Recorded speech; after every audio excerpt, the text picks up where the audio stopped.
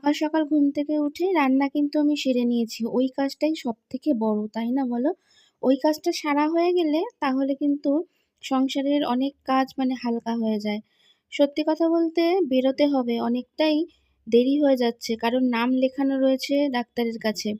আর এই মাকে নিয়ে যাবো। তা একটু আমি কি করেছি বলো তো? বেলা করেই নাম লিখিয়েছি যে এই ঘরের একটুখানি সেরে তারপরে যাবো। কারণ মা একটু বেলা করে আজকে উঠেছে। শরীর যেহেতু ভালো না আর একদমই মাথা তুলে কিছুই বসতেও পারছে না, দাঁড়াতেও পারছে না। উঠলে নাকি মাথা ঘুরছে, শুলে মাথা ঘুরছে। কোনরকম যখনই মাথা ঘোরার ওষুধটা খাচ্ছে তখন একটু ঠিক থাকে। এই যে মাথা ঘোরার ওষুধ খানিকক্ষণ আগেই দিয়েছি। দেখো এখন একটুখানি উঠে ব্রাশ করতে গেছে। আর যখন দেখছে একটু শরীরটা ঠিকঠাক তখনই উঠে পড়ে কাজ করার চেষ্টা করছে। কিন্তু আমি সেটা করতে দিই কি করে বলো? এখন কোথায় কি পড়ে যাবে, আর পড়ে গেলেই কিন্তু এখন একটা স্ট্রোক হয়ে যাওয়ার ভয় থেকেই যায়। তা আমি কি করেছি? আমি বললাম যে, তুমি মুখ-টুখ ওইদিকে ধোও, ততক্ষণে আমি বিছনাটা ঝেড়ে গুছিয়ে নিই। আর এদিকে ঝাঁট-ফাঁট দিয়েই বেরিয়ে যাবো। ঘরদোর মোছামুছি আর করব না। কারণ সব আর সব দিক তো করা যায় না। ডাক্তারখানায় ওইদিকে কত কি টাইম লাগবে জানি না। কতজনই বা আজকে হবে সেটাও জানার বাইরে। তো অ্যাম আমি চটপট করে বিছানাটা গুছিয়ে নিচ্ছি। আর এখন কি বলতো? হালকা একটু কম্বল লাগছে। পাখা চালিয়েও কিন্তু কম্বল একটা কিছু কম্বলই হোক বা চাদরই হোক, গায়ে না দিলে একটু হালকা ভোরের দিকে ঠান্ডা লাগে। তাই এখন গুছিয়ে-টুছিয়ে নিয়ে মাকে খেতে দেবো। আজকে কিন্তু খুব বেশি রান্না করতে পারিনি আমি। সকালবেলা উঠে অভ্যাস নেই তো। যা হোক করে নিচ্ছি আরকি। মা হলে অনেক রকমের অনেক পদ করে। আমি আজকে করেছি মাছের ঝোল, আর এদিকে মায়ের জন্য বেগুন একটু সিদ্ধ দিয়েছি। মা বলল বেগুন ভাতে খাবে।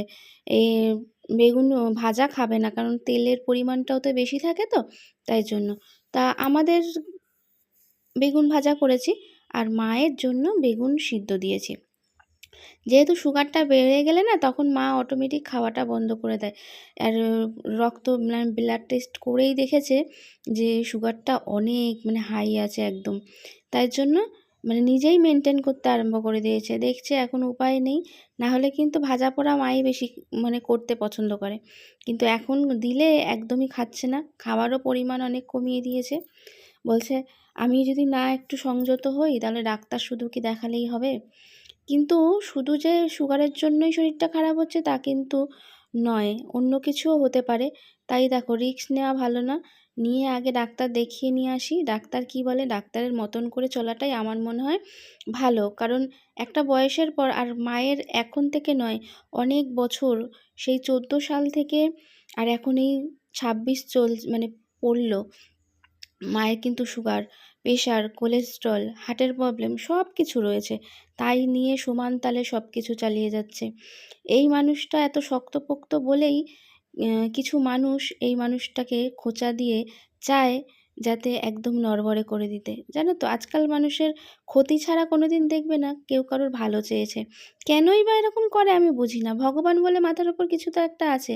করতে কিছুই পারবে না কিন্তু ভগবান ওদের পাপের ঘরাটা পূর্ণ করে নিচ্ছে। ভালো, ডাক্তারখানায় এসে বসে আছি। দেখানো হলে অবশ্যই তোমাদের শেয়ার করব কী হলো না হলো।